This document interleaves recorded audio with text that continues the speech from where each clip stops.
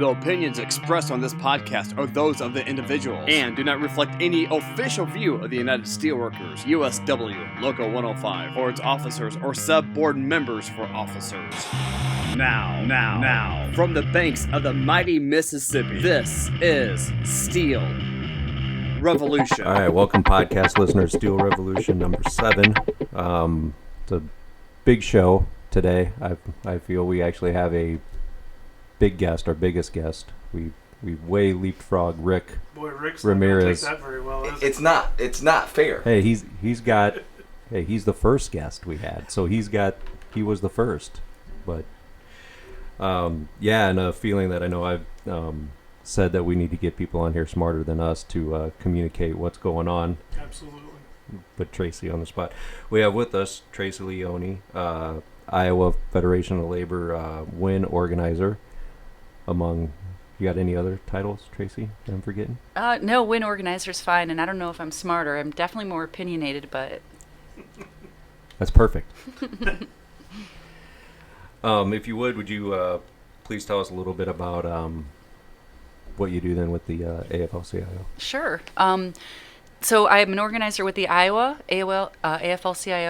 WIN stands for Working Iowa Neighbors. The program began maybe about 7-8 years ago, shortly after after that episode in the Iowa legislature where even though we worked really hard and finally achieved a Democrat majority and a Democrat majority in the House and the Senate and had a Democrat governor, we were unable to get any of our legislation passed for workers. And some of that included choice of doctor. As we know in Iowa, if you get hurt on the job, you go to the company doctor. And we wanted to change that. We wanted to try to get prevailing wage on jobs publicly funded so that there would be a prevailing wage paid to contractors. Didn't have to be union. They would just have to be paid the prevailing wage in the area. Also try to get fair share legislation passed. This is law that basically said that if you're in a union shop and you're enjoying the benefits of the union that's negotiated by the local, that you should have to pay a fair share fee to the union to represent you, just like you have to pay a fee to a lawyer to represent you. And there are other pieces of legislation that we were trying to push, expansion of collective bargaining rights for public sector workers. For instance, like they're not able to bargain over discipline and discharge, right? Things that we think you should be able to do, right? So a company or an employer who doesn't like you for personal reasons can't discipline and discharge you, right? All perfectly rational things, laws that are existing in several other states, and the sky doesn't fall, right? None of that was happening, largely due to the fact that even though they were quote-unquote Democrats, and even though they filled out our questionnaires and said they supported many of our issues, when it actually came to, enacting real policy, right, taking the bold move of passing legislation, which is what you should do as a legislator, there was what came to be known as a six-pack of conservative Democrats that were not supportive of working families. And it was really disappointing.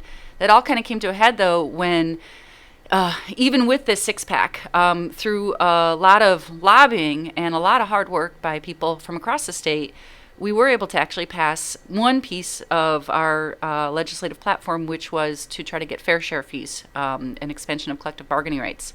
Well, no, I don't even think it was fair share. I think it was just an expansion of collective bargaining rights. I'm not sure about that detail. It might have been both. It might have just been one.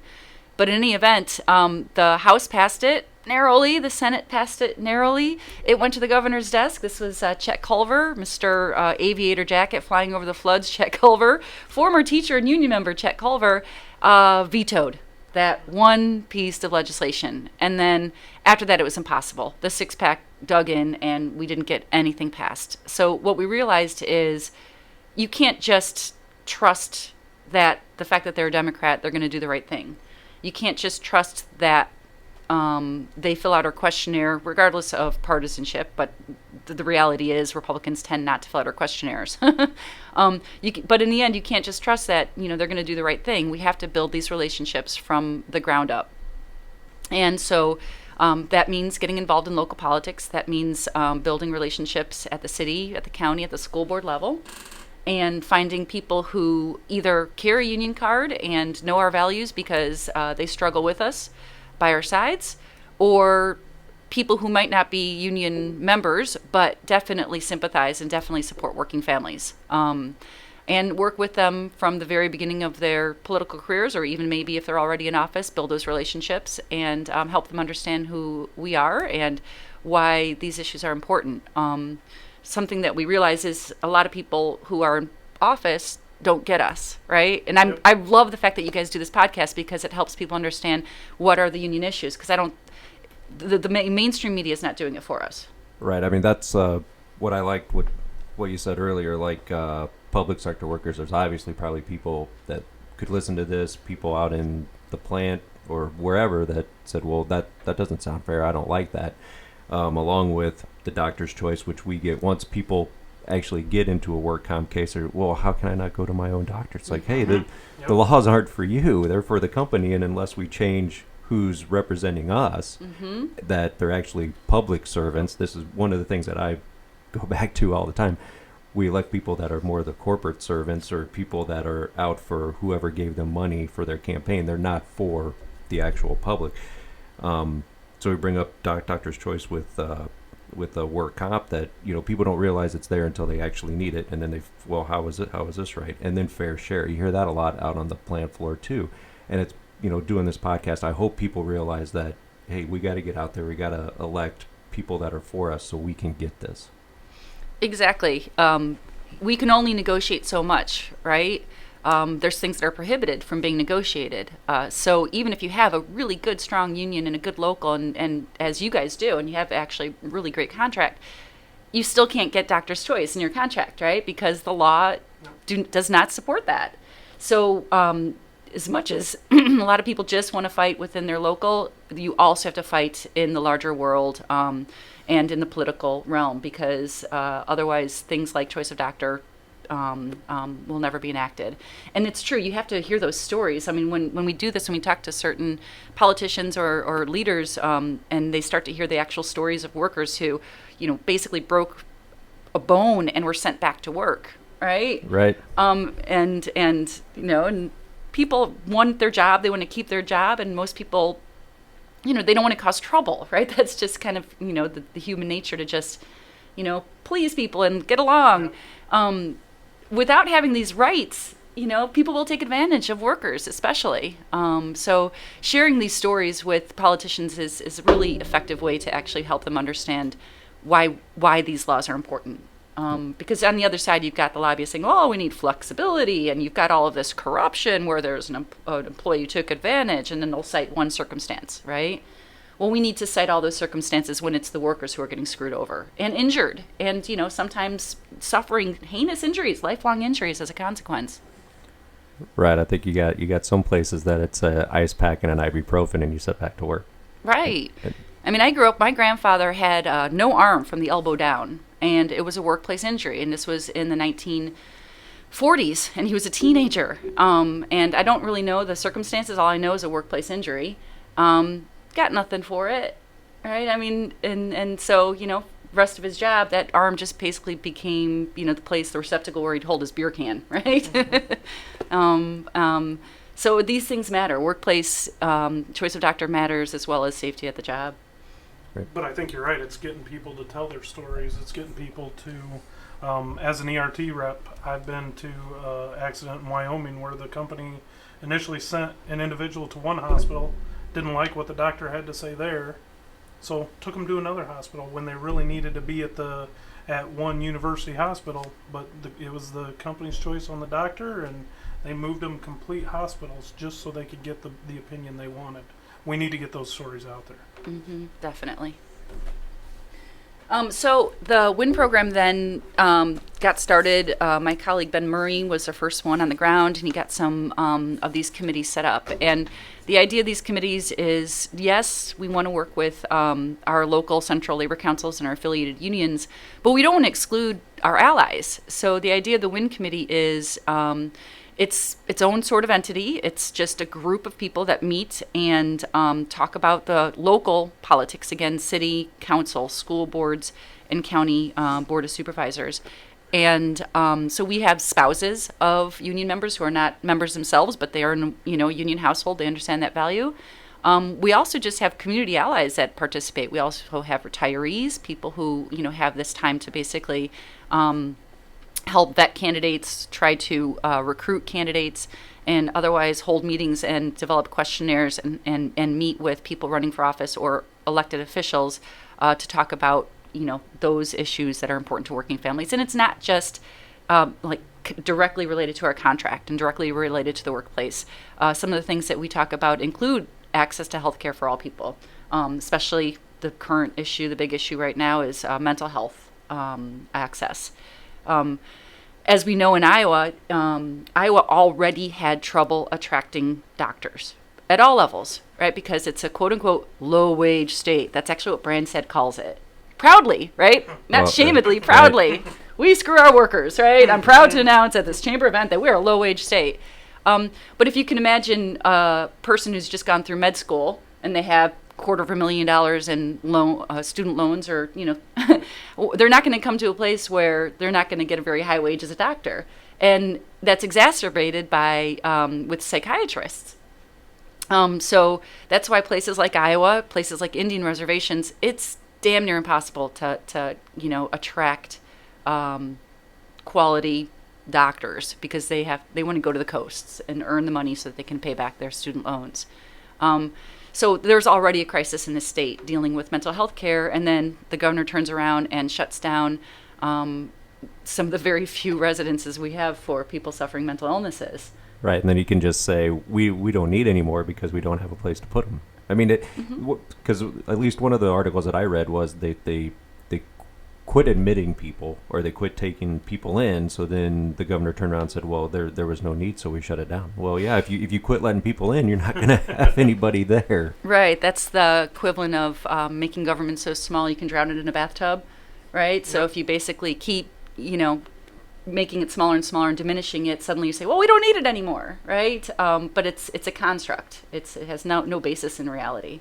That's like that manufacturing consent idea from Chomsky, right? You basically create the scenario, right? You manufacture it, and then the public is like, well, so how it is? No, it's manufactured. Yep. So we do talk about things like mental health access with our WIN committees, and so it's been interesting working up and down, because I'm on the east part of Iowa, getting to a lot of fantastic people, real good quality people and candidates who care and are running. And, it's been hit or miss. I think the biggest obstacle, two obstacles, finding candidates, because it's really difficult to find somebody who wants to subject themselves to the scrutiny, right, that politicians face. And the other is getting our members and the general public to understand the importance of local elections. Turnout for school board elections is 3% to about 11%. Same thing with city council. Sometimes, less than 20% of registered voters, and we're not talking the entire population, just that population registered to vote, will turn out to elect their mayor. And it's funny, because if you think about local politics, these are the issues that affect you very directly. I mean, if you've got a really potholy street and a crappy sidewalk, president's going to do nothing about that, right? Right. That's your alderman. So these are issues in which you can actually have direct relationships with your elected officials, where you can walk up to them at the coffee shop, right? Or where they're getting their hair cut by you, right? Because it's all local. And you can communicate to them the issues at the local level that matter. But unfortunately, it's really hard to kind of get that message out there. It's not on TV.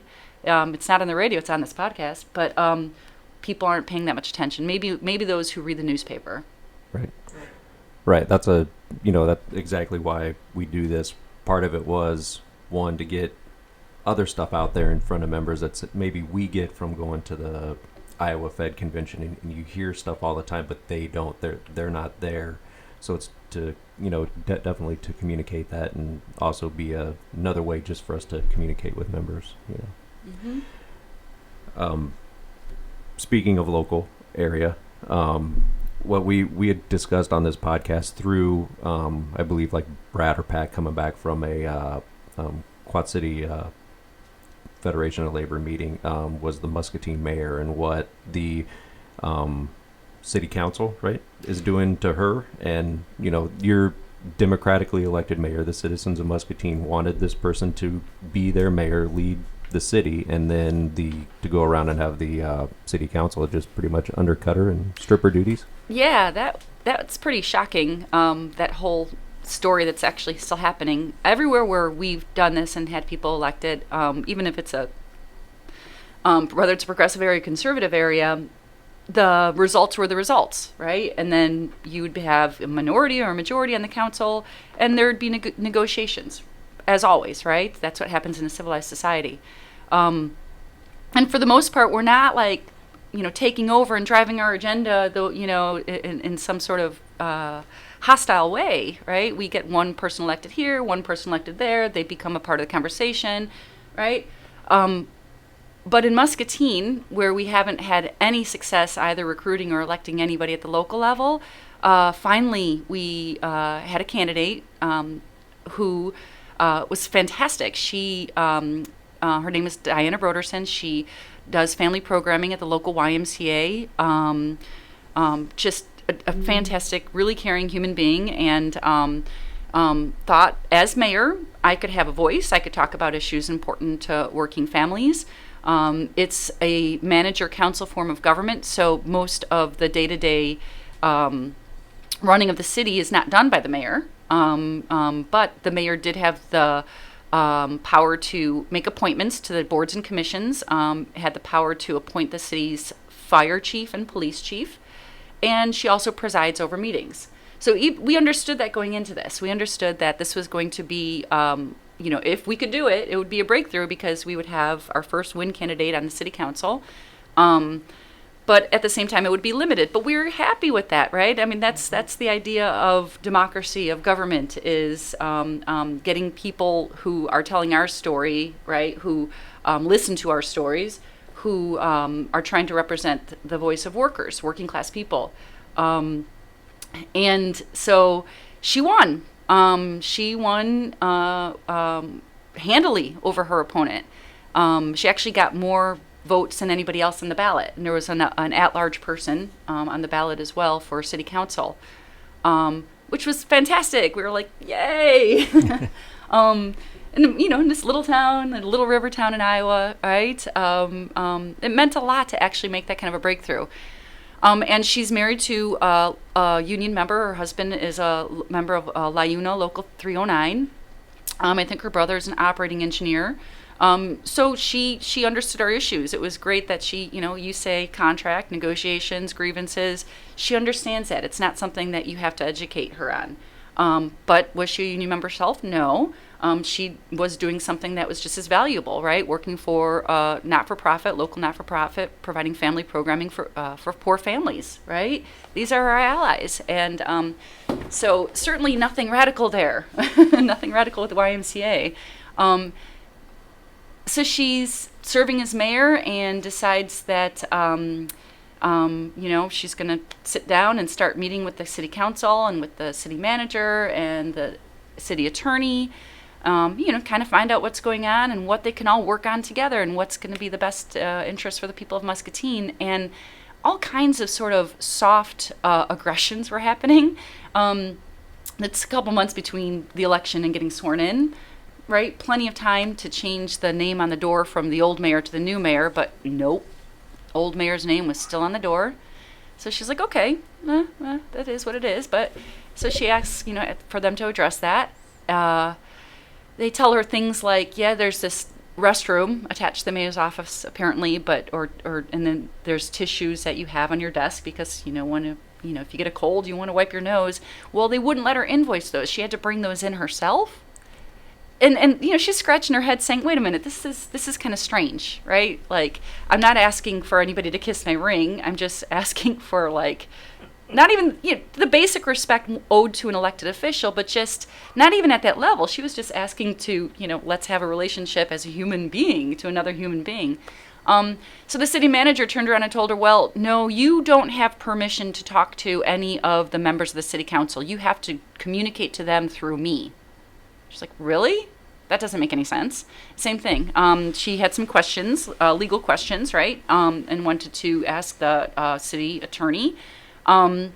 A manager again told her, no, you have to communicate through me. Everything comes through me. Now, she's not a lawyer. We're not lawyers on the WIN committee, right? We'd never experienced this kind of sort of pushback, right?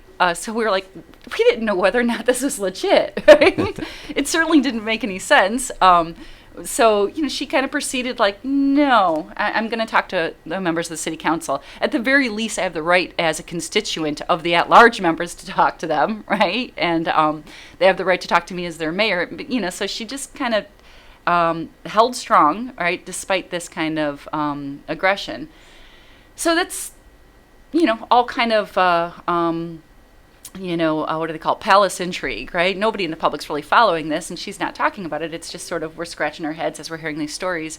So she decides to actually start doing the public sort of mayoral stuff and make appointments to the commissions. And all of her commissions were met with either being voted down or being tabled or not being addressed at all. I mean, it was like, she at one point she almost got a person appointed to a commission, and right before the vote, one of the city council members said, "I motion to table." And motioning to table means basically putting it away. But typically, when you table something, it's a procedural motion because you don't have enough information, you want to learn more, and you table it until a future time when you can then address it, right? Not just make it go away. But the way the city council is dealing with these appointments and anything pretty much the mayor wants to do is to table it forever. So again, she's not a lawyer. She's not like, has years of experience in understanding parliamentary procedure and, what's a procedural motion and how you can bring it back. This all kind of took her by surprise. Like, wait a minute, how is this happening? How is it that I'm supposed to make an appointment and you guys are supposed to vote? If you don't like the person I'm appointing, vote them down, right? That's the sort of protocol. But they're not even going to that point. They're just blockading them. So, I mean, it just got really to a point where it was obscene. One woman, and then an email sort of war started, a woman that she tried to appoint to Muscatine Power and Water. Muscatine seems like a pretty conservative little town, right, dominated by Republican politics, kind of a company town in a lot of ways. Believe it or not, actually has a socialist public utility. They have got a power plant there, and it's owned by the people of Muscatine. The citizens own their power plant. I mean, that's unheard of. Only problem is that it's actually run by a board, right? And that board is appointed by the mayor. And up till now, all the people appointed to that board are the heads, the titans of industry. So all of the largest companies in Muscatine basically have their guy on the board, which, that's okay because, they're important to the community, they're employers, and they are large consumers, right? So certainly their voice is important to be on that board. But the largest consumer of the utility, the people, didn't have a voice on that board. There was not one person who wasn't from industry, right? Your average Joe or Jane in this case, right? Who would basically be there to say, hey, I'm representing the interest of the homeowner down the street, of the single mom over there, of the guy working third shift, right? I'm the voice for that person who's paying their utilities and, needs to have a voice on a board. And one of the responses from a city council member was, yeah, she's really nice and all, but she'd be better for maybe the library board or the arts board. Yeah, again, these microaggressions. And has a degree. She was a teacher. She was, I think, the head of the League of Women Voters. She's not coming off the streets as an ignorant person, right? She's highly qualified. So they've demeaned her by basically saying that she's not qualified. We need somebody who could read spreadsheets. Huh. I'm sorry. You know how to read a spreadsheet? Yeah, right? We do that all the time as union members, right? We go into negotiations and, and at least in the public sector, you get to see the books, right? So it's not like this is, even if it were rocket science, we are capable human beings. We can learn, right? But certainly this woman was more than qualified to do what she needed to do. What they were insinuating essentially was, she's going to be a voice for the people, and we don't want her there. So, nope. Another person she tried to appoint to the Civil Service Commission is a man who actually works with the Archdiocese of Davenport. He is an absolutely incredible spokesperson on behalf of, like social justice from a religious perspective.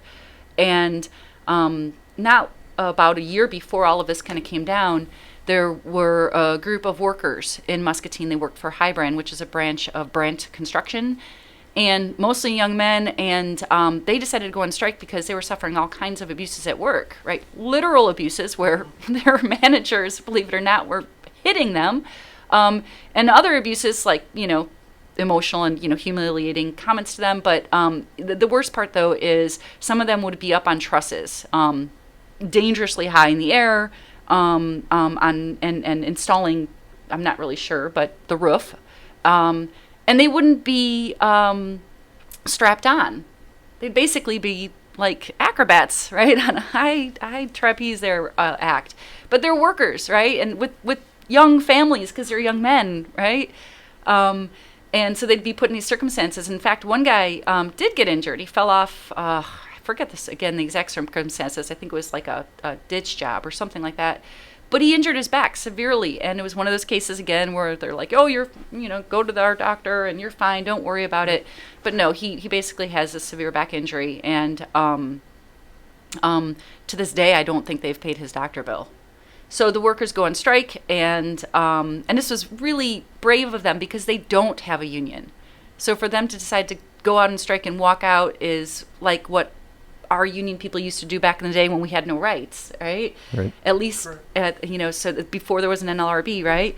So they take this brave stance, and there's just a handful of them. And so he decides to speak to the city council on their behalf to basically say, if you're going to be bidding, putting out bids for contracts, you should think twice about taking a bid from Brent Construction and Highbrand because of how they're treating their workers. And he's thinking about it not from a union perspective, but from a justice perspective, from a moral perspective, from a point of view of people of faith, right? That we at least owe this dignity and justice to all people and workers especially. And you can quote scripture and do all those things that I can't, right? So he did this before the city council, and months later, she decides, well, this is a person that I think should be on the Civil Service Commission, a person of conscience. And one of the council members' response about that appointment wasn't he that guy who stood up to talk about those workers? And they basically, she asked for a motion, because again, she's the mayor. So she conducts the meeting, but in order, for procedure to take place, one of the city council members say, I motion to, that we vote on the mayor's appointment. Then somebody has to second the motion. And then you have discussion and a vote. Well, she sat there and recommended him for appointment and then sat there in silence while nobody made a motion. And this man sat in the audience, ready to take questions if they should have them, right? He was there in person. Silence, crickets. And then so finally she had to move on to the next item because they wouldn't even motion or second a motion to have this absolutely, again, qualified person of conscience appointed to the civil service. They accused him of being a Union Democrat. Irony is he's actually a registered Republican. Yeah, see, that's what, and I'm glad to have you on here to give more of an in-depth on what happened, because we're sitting here kind of bringing the story secondhand, where you of course, been somewhat following. Yeah, there's a lot of Closer to details I don't know either, but it's. I mean, the mayor. I bet we should invite her on one day. She's fantastic. Yeah, we can just pack up and go. That would be maybe we'll do some sort of rally down there. I mean, I had our office secretary. I go, No, there was a rally there. There were 100 people who showed up because so the story goes on. So after all of this, and it becomes sort of an impasse, the city council announces that they're going to look into the manager asked the attorney to look into writing a new ordinance that would strip the mayor of her power to make appointments. So she would essentially be a ribbon cutter. And they did. So when they first did this, we said, oh my God, they can't do that, can they? And, we basically told everybody we could tell everybody, this is what's going on. You need to come out. And 100 people showed up to protest what was happening to the mayor. Some of them union members, most of them not. Most of them were average citizens of Muscatine who had read this in the paper and who were outraged. After the meeting happened, I walked up to one woman. I mean, there were a lot of older women there, right, who were her supporters. But there was even one older woman there who said, I didn't even vote for her, but this is wrong. This is wrong to do that because she was duly elected. And by stripping her of these rights, you're actually stripping us of our voice because she's our voice right now. And they still proceed. Then at that meeting, they said, what are you talking about? We're not voting. None of this is happening, right? There is no legislation that exists to do this. And then a few weeks later, there was legislation that existed to do that. So they're, playing with words and language and acting like, oh, no, we're just trying to be fair here. We're not taking the power away. We're actually getting a new board that's going to consist of the mayor, an appointee of the manager, and a couple council members, and they're going to collectively make the appointment. Right? But she's going to be one vote of 4 or 5. Effectively, her voice is silenced. Yep. I mean, she can say whatever she wants to say on this board, but the recommendation of the board is going to be of the majority in the board of which, and we don't have that. So yeah, they did it 3 readings. It was passed. It's done. We don't think it's legal. We certainly, everybody knows it's not fair. We're not really sure what the options are, but one of the options is there is an election next year, and we already know 2 people who are interested in running for city council. The mayor even were suggesting, well, since they strip you of power, mayor, maybe you should run for city council. Yeah. I know we want to be. I know we want to be there. I want to help in getting new council members and putting the pressure on them. So like I know I ask our office secretary, I want to know all the members' names that live in Muscatine. I think we got roughly about 20 plus all their family members. So we want to. I know we want to be there. Hey, 20 might not sound like a lot, but in the city of Muscatine, you win elections with 400 votes. I mean, that's the reality in Iowa. Is it does not take a ginormous movement. It takes our family and our friends and our communities basically doing what they typically don't do, voting local. I mean, there's that saying out there, buy fresh, buy local, right? We should vote local. Yep. Why aren't we voting local? Right. And when we first talked about this, I was just guessing, it sounds like one of the council members didn't get their brother or their family member in, for the appointment, so now they're mad and they want to take it away. But with what you're saying, it's a little bit deeper than that. Politically charged. They keep saying it's nonpartisan. Can I swear on this? Yeah. Bullshit. Yeah, bullshit. It's very politically charged. Yeah. Yeah, and then stuff just repeats itself. So you got, like you said earlier, Governor Branson wants to say this is a low wage state and is, likes that, so does Donald Trump says the same thing. Workers make too much money. But I'm think back to the roundtable that we had yesterday, and Chris Brace, that's part of his area, right, Muscatine, and saying that 41% of that area, the kids have free and assistance. Reduced lunch, right? Yep. So, I mean, you're bragging, and of course we know from things that we hear that Hahn or Allstate was pretty anti-union, and so you've got a community that's a bunch of people being controlled by just a handful of the few that seems like they're mainly in with the corporations in that. Yeah, it's city. not enough that they have extraordinary power at the workplace and squash any effort to organize. But they also control essentially even our public sphere, because they control the city council, the county board. And that's scary when you actually think about it, right? I mean, corporatism, right? I mean, that's the form of government in places like Muscatine. Democracy, but there's no such thing as democracy when you don't have an educated populace that's actually voting. And I realize people are very bogged down, right? You're working long hours, split shifts. You want to participate in your children's lives, right? And so the children have these enormous sort of responsibilities in school because they've got hours of homework and test pressures, and so families have a lot of pressure, and it's hard for them to kind of, wake up and say, oh, I should also have to be following all of this on top of all my other responsibilities. It's hard. It really is hard. But that's where we have this idea of the WIN program and where we have this idea of unions endorsing candidates, right? We want to make it easy for families to understand who are the people who support workers and who don't, right? And that's part of the vetting process. I mean, when you get endorsed by or recommended for endorsement by the WIN committee, because there is we have our own set of rules in a labor movement. So the WIN committees don't actually endorse; they just make recommendations. The endorsement still is up to the Central Labor Council.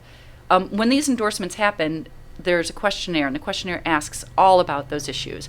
The questionnaire is also in a conversation. We want to make sure you're politically viable, because you might be a great human being, but don't know squat about politics, and actually you might have some other personal issues that make you not a good candidate, right? So there's a lot of vetting that takes place. And so by the time a person gets an endorsement, we recommend that to the Labor Council and they endorse them. Union members should trust that by and large they're the better of the two candidates. They're the candidate who hopefully will be a champion for workers, or at the very least is not going to be, the bull in the workers' china shop. So it's been interesting. I mean, the best part, though, and this is sort of maybe the crescendo of the Muscatine story, is at a subsequent city council meeting after we had the 100 people show up. They said that they had, this was their October surprise, right? They had something on the mayor, and so we're like, what do they have on the mayor, right? This. I mean, if you look at Diana, she looks like the woman you would want to have as your great aunt, right? Or as your grandmother. She is a sweet demeanor and this sweet voice, and she's a sharp wit, and really, she's a fantastic candidate. I mean, when I met her, I was like, oh my gosh, this is perfect. And so, they had this, like, they're insinuating all these nefarious things about the mayor. So, Ray Walt, Councilman Ray Walt, I will name him because he named me. Councilman Ray Walt showed up at the city council meeting. He had a presentation about what's been going on with the mayor. And he said that she is in league with the unions. And then somebody, maybe not him, probably the manager or the attorney, or maybe even Tom Spread, creeped on me in the internet world. Basically, found out about this WIN program, found out that I'm the WIN committee organizer, found out that there's this video that was deep in the recesses of the YouTube, a video that we recorded 4 years ago with the Iowa Federation of Labor explaining what the WIN program is. I think it had all of about 30 views, and I think like 15 of them were my family, all right? And it was just a very basic explanation of the WIN program, that we exist to encourage people to run for local election and to encourage union members to vote in local elections. Very nefarious, right? Wow. So they played the video at the city council meeting. They named me, they showed my video, and they said that the mayor's in league with those union people, right? Which was shocking because, I kind of felt creeped on. Like, now I kind of know what a stalker relationship goes on. But even more shocking was this idea that somehow, again, we're not talking about corporatism and their point of view. We're talking just about general public, right? The idea that working people should be involved in local politics is somehow nefarious, right? Well, in any normal world, absolutely not. But in a corporate world, oh yeah, that is dangerous. Absolutely. Think about it. I mean, that's what the Occupy Wall Street movement was all about. Yep. What happens when working people, the 99%, basically wake up and do democracy, right? Actually do it, not talk about it, right? Not think about it, but do democracy. And that doesn't just mean voting. It means showing up at city council meetings. It means calling. It means having protests in the street, right? There are all ways you can do democracy. Voting is the tiniest little piece of it, right? Because it takes about all of 10 minutes, right? But actually enact democracy. That is dangerous to the people in power, absolutely. And I'm glad you brought up the vetting or the local labor council's research and candidates. So now I guess I'm going to be right then in saying, like, when our local president or the board sends something out to our members' houses and they said these are endorsed candidates by the Quad City Federation of Labor or the Iowa Federation of Labor. So they've went through a process of vetting and making sure that they're right for working families, right? Yeah, and absolutely. It's not as if, we haven't kissed a few frogs in our day, but by and large, these candidates have been vetted. And at the same time, once they are elected, they're elected for the entire populace, right, of wherever they have been elected. And so we don't expect that they're going to just be yes men for us, right? It's about establishing relationships. It's about having somebody who will answer the phone call when you call and hear your point of view. So the idea of the vetting, and when these endorsement cards come out and we either mail them or they're flyers or they're in the newsletters, the average union member can be pretty confident that this person is the better candidate. And it's not always partisan. I mean, during the sheriff's primary here in Scott County, we actually endorsed in both the Democrat and the Republican primary. And the idea is, that we don't do that too often. And typically, we don't do that because we can't. They don't fill out our questionnaires. But in this circumstance, we actually had 2 Republicans fill out our questionnaire for sheriff. And it was a fantastic meeting with both of them. We learned a lot. And a big issue that we talked about, of course, was mental health, right? Because like up in Black Hawk County, the number one provider for mental health services in Black Hawk County is the sheriff's department, right? Because this is where people who are suffering from mental illnesses end up. And there's no hospitals and there's no homes, right? There's very little infrastructure for people who are enduring mental crises. Where do they go? Where do they get services? So, this is a big issue with the sheriffs, and it was a fascinating conversation, to hear their perspective, because, we understand being the family, right, and friends and community, with people who are suffering mental illnesses. But they're on the other end of it. They're the ones who are trying to figure out, well, I have to bring this person to safety. Like one of the candidates pointed out how, he's on patrol on the I-80, and there's a person having an episode. And so basically he has to arrest them, right, because they're endangering themselves mainly, but, it could also cause a, car collision and endanger other people.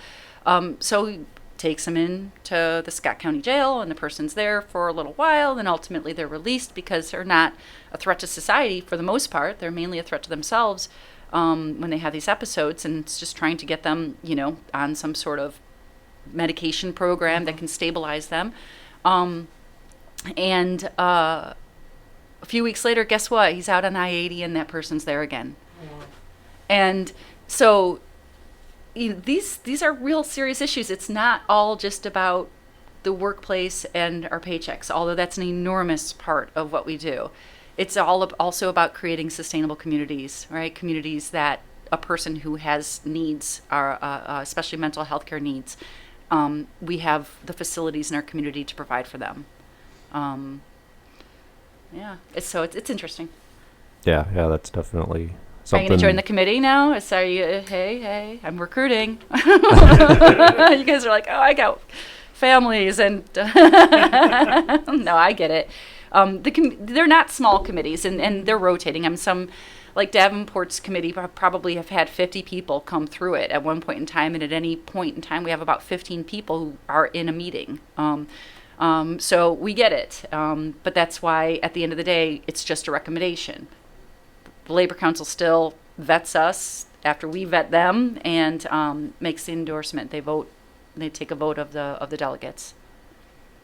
Yeah, that's great, because I know even in our plant, one guy came up to me and goes, "Wow, I'm really happy that the union sent this out, so I know who I should vote for." I mean, they really seem like, okay, you see the ballot and you don't know who, unless you're going straight Democrat or Republican. You don't know who's who. You don't know nothing about them. And that system doesn't work anymore. This election is a great demonstration that party system is broken. First of all, 35% of union members are registered independents. I mean, so there. And who does a registered independent vote for? Because they are not identifying as a Democrat or Republican, so they're just not going to vote as because a person's a Democrat or Republican. In Iowa, the local races are nonpartisan, which is like I said, bullshit, because everybody still has an identity and an agenda, right? Yep. But they're not allowed to put a D or an R or an I behind their name. They're just Joe candidate or Jane candidate. And so our members look to us to understand it's not about whether they're a Democrat or Republican. It's about whether they stand for workers or not. Right. And when you don't know the party, it's even more difficult, because we do understand that Democrats tend to support workers and Republicans tend not to. But that's all breaking down. I mean, we've got, Governor Culver, Democrat, who vetoed labor legislation, right? So that's all kind of upended. So the union members in this process helps them understand, who actually is standing for workers. And that is an important role that we need to play. They can certainly do the homework themselves, but with, softball games and band and gazillion hours of homework, and not to mention, housework, laundry, Right. cooking, right? There's Right. not a lot of time to do all that. All right. Well, should we take a break? Sounds good. All right. Let's take a break. This has been Steel Revolution. You can follow us on Facebook at facebook.com/Steel Revolution Podcast. Questions or comments, email us steelrevolution105@gmail.com. Steel Revolution is a production of Steelworkers 105, Bettendorf, Iowa. Steel Revolution.